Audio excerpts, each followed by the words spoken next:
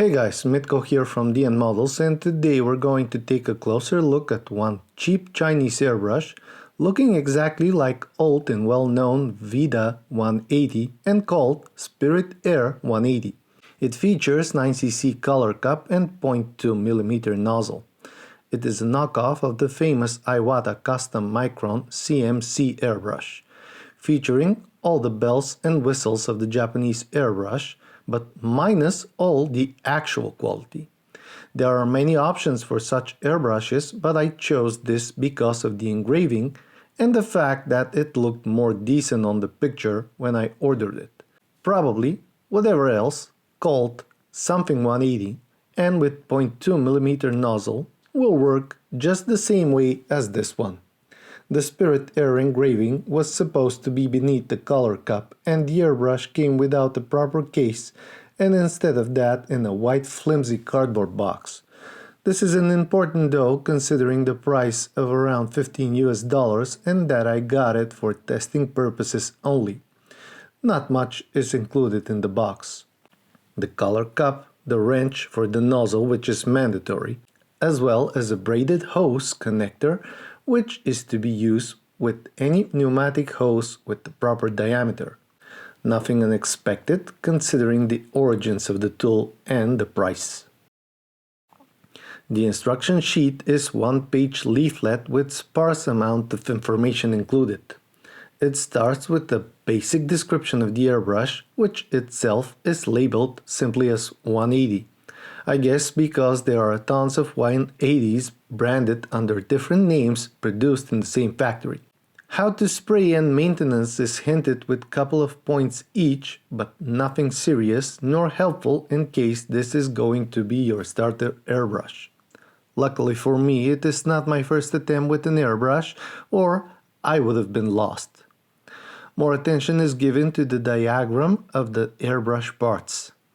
Although not high-quality picture, it shows the main parts which are carefully numbered, and below that you can find a written description for every part. What I don't like about any airbrush is the high number of O-rings present. Here, numbers 4, 6, 7, 12, 25, 26, 28, 33, 35, and 37 are all O-rings. If you use harsh paints, that will cause additional troubles at some point in the airbrush lifespan. Another important thing to mention here is that those parts cost $1 tops each. That includes an O-ring set. However, what I would advise is not to buy spare parts, but instead pay $15 for another airbrush like this one, and that way you will have everything else as a spare part from your current airbrush besides the part that eventually failed.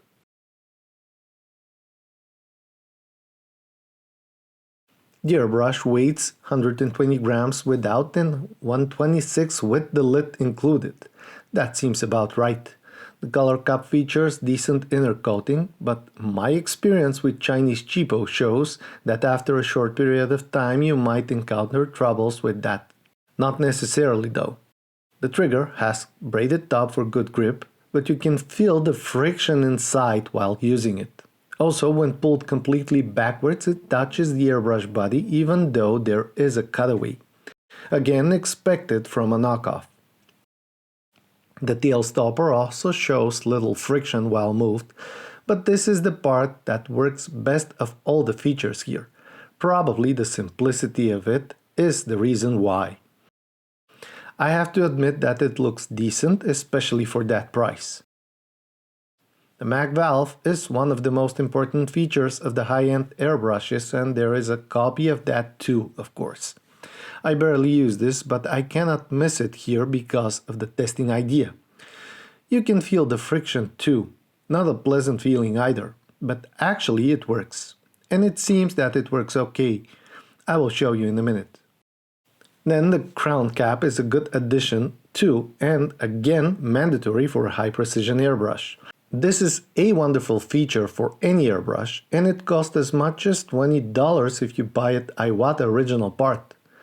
$5 more than this whole airbrush. Despite the fact that many of us spray without any needle cover whatsoever, this is a great thing to have.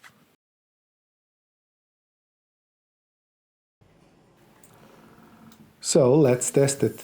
This is going to happen with 21-22 psi and ammo by Mech Paint. Undiluted, and that is on purpose since those paints are troublemakers for some modelers, especially with the drying tip. This is cold and relatively dry day.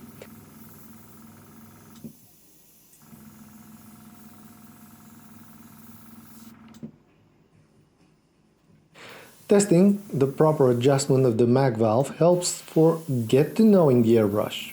It shows some overspray and rather dry paint requiring dilution, but that is on purpose.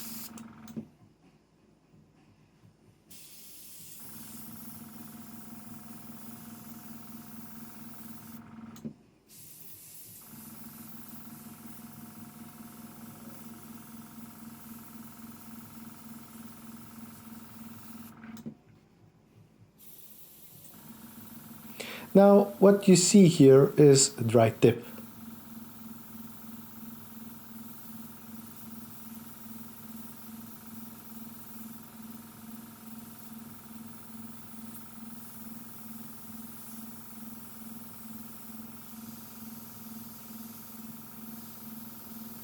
Even with that, not bad, but still. Slightly lower pressure, down 3 or 4 psi. And clean tip. Paint dilution is the same. Fine lines are possible, and I might add rather easy.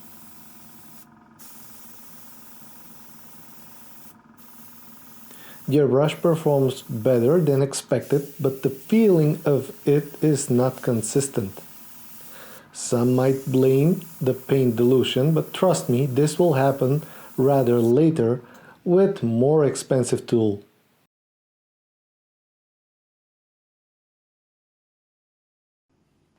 What I didn't like and annoyed me a lot was the inconsistency of those lines here. It has some disruptions, and even though minor, I can imagine the frustration if that happens over $100 scale model. Cleaning the tip will help, but you have to do that rather often.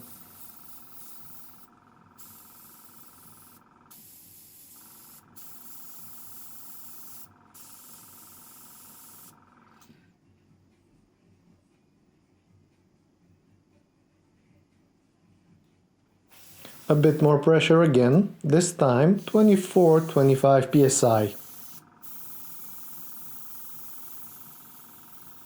I tend to work up to 30, but for small nozzles like this one it isn't recommended.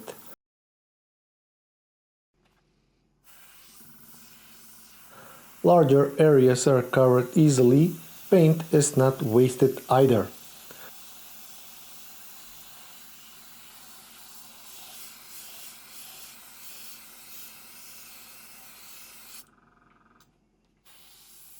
Also, changing from low to high precision spray patterns works.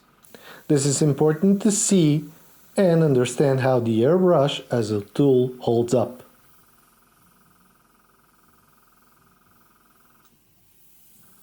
It is not super high precision airbrush, but you can call it high precision.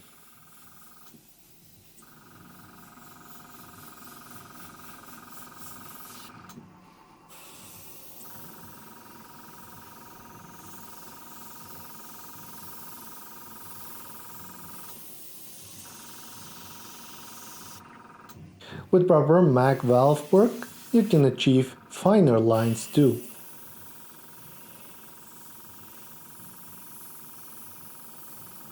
That combined with adequate setting of the compressor, eventually lacquer or enamel paint, and patience will give satisfactory results. That is why we're doing acrylic here. Note the absence of the crown cap. Stay away from that practice if you're a novice.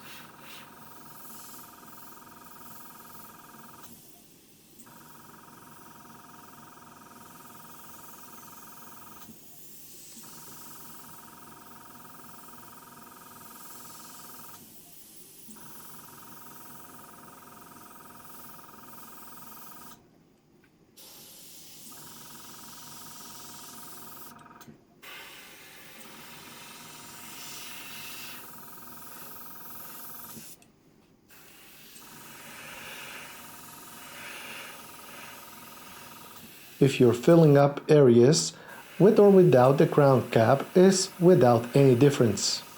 What matters is the protection of the needle.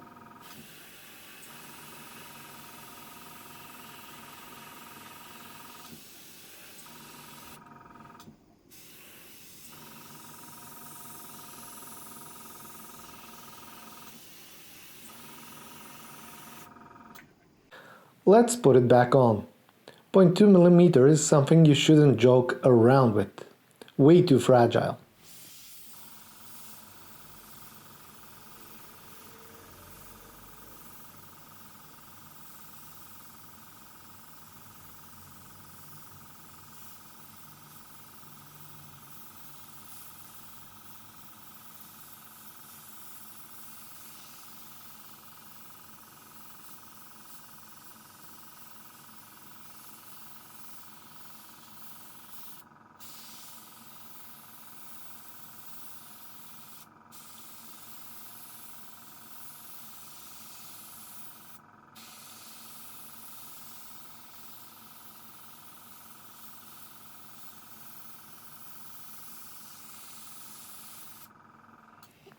As you can see, it is working. For $15 is a gem. You can spray 48 scale stripe Messerschmitt with that and be successful. Also, tanks of any kind in 35th scale.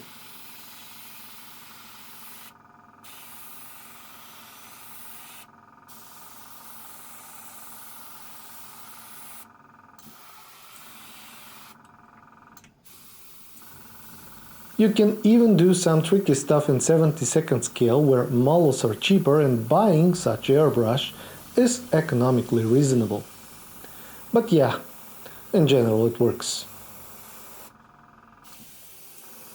In conclusion, this is a cheap tool and it is a good bang for the buck, but nothing more than that. If you expect a lifetime of modeling with that tool, I would suggest to forget about it. It can last you a year or two as a main tool and then you should step up. If you want to achieve really complex paint results, you should buy something at least 10 times the price of this. Just imagine that the Iwata original, the Custom Micron, costs more than $400, while this knockoff costs $15. There is a reason for that. It isn't bad, but yeah, it's like a $3 beer versus $300 whiskey. Note the noise around the lines and the interruptions here and there. It seems that at some points the paint came short, and sometimes it was too much. That won't happen with $200–300 airbrush. Of course, for tanks and not so complex camouflages of aircraft, this will work. But in time, you will encounter problems that you won't see in a Japanese or a German tool. I know people with 30-year-old airbrushes that barely change anything, and if you think that this will hold for 3 decades, good luck. I hope that this video will help you decide. You can try it out. It costs only $15 and you can see a link in the description. From my perspective, $15 is a price good enough for that, since if I damage my main tool, this one here will always be by my side to save the day. Never as a main tool though. Thank you for watching and don't forget to check my other airbrush reviews. There are a lot more better guns there, in case you're up for it of course. Comment down below, hit the like button and subscribe. I will see you in the next one.